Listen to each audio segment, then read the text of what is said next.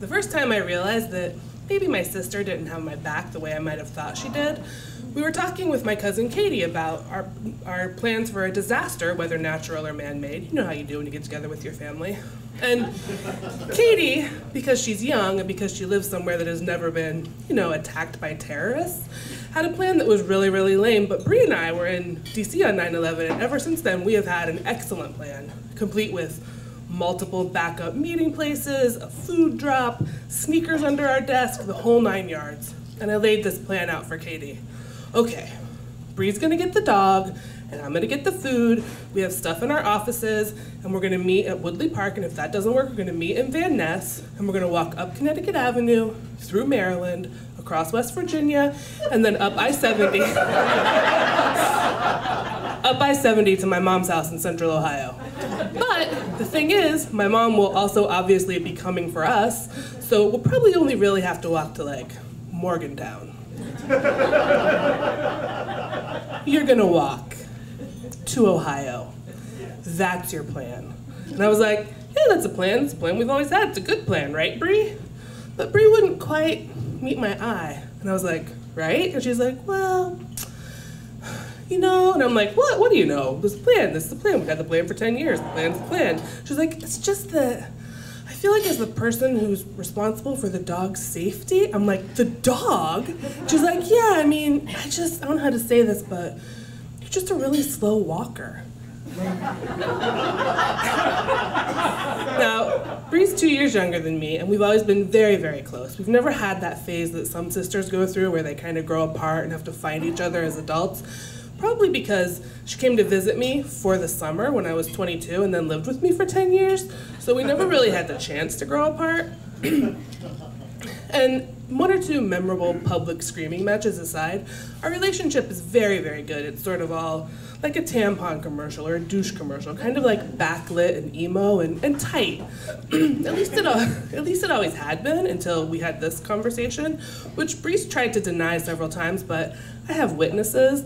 And also it's not the kind of thing that you really forget. And it all came roaring back to me, which is a pun you're gonna get in a minute, the day that she left me to be mauled by lions in Tanzania while she skipped off with our bush guide.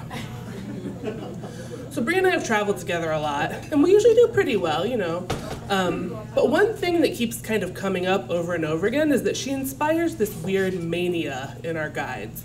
Now Bree's very pretty, and she's very friendly, and she has a very bad ear for accents. And those three things together combine to get us into trouble. For instance, in Zanzibar, where she accidentally wound up agreeing to go on a date with the guy that led our snorkeling tour, and then came to me and said, you have to go with me because it's obviously not safe for me to go off with this guy that we don't know at all, even though I had sun poisoning and did not want to go on a date with our snorkeling guide, he didn't want to go on a date with me. Or the time in Costa Rica when I caught the tail end of a conversation that Bree was just sort of smiling and laughing through, and the guide was saying, okay, so I'll meet you at your hotel up the coast in 4 days' time. Tell me the name of it again. And I was like, no. So while we were in Tanzania, I'd been keeping a pretty good eye on what was going on with Bree and our guide, Paul, and I thought things were going pretty well. There was this thing where once or twice or 10 times a day, Paul would mention what strong calves Bree had, which I thought was a little bit weird, but you know what? She does have strong calves, so I just let it go. And plus we were in Africa, we're in the plains of the Serengeti. We're there for the wildebeest migration. It was like, I just really wanted to soak it all in. 2 generations ago, people in my family were lucky if they made the pilgrimage to Florida once in their lifetime, so the fact that we were there at all felt like a kind of miracle, and I was just trying to let Bree be Bree. On the day of my near-death experience, Bree and Paul and I were driving from a camp we'd been at in the Kenyan highlands to another place across the Serengeti, and it was about a 6-hour drive. And we'd been driving for about 3 hours, hadn't seen a single other person, not a single other car, when we saw these lions up on the hill over to our right. And because we're in, a Range Rover, we take off and we go, and Paul gets so close to them. He gets within like 10 feet of these lions, so close that we can smell them and like hear these little like huffing noises that they're making. And I was like, it does provoke this like elemental evolutionary response to be so close to an animal like that. Your heart speeds up. I can feel my blood in my veins. And I was like, man, this is it. This is really living. This is the moment I'm gonna remember. And just then my hat flies off, and it flies kind of toward the lions, and they get mad, and they like get up and get their backs up a little bit. And I was like, oh well, sorry about putting trash on the Serengeti, but you know, there goes that hat. Never gonna see that again. And as I'm turning around to Bree to be like, oh well, I see dumbass Paul jump out of the truck to get my hat. And the lions really do not like this. They like, well, number one, we're so close to them that any one of them could have lunged and ripped his face off in like 2 seconds. And then Bree and I would have had to just stay in the truck and watch them eat him until we died of starvation ourselves, because you know neither one of us can drive stick.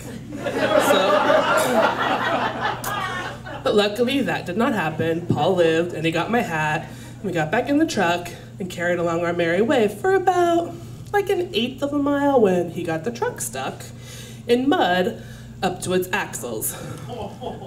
So, yeah. So he tried for a little while to get us unstuck, but it clearly wasn't working. And so he turned around and gave us this little sad-eyed face, and he was like, well, you know, we're in the part of the park where you're not allowed to have guns, so I'm gonna leave you here with the tire iron to protect yourselves.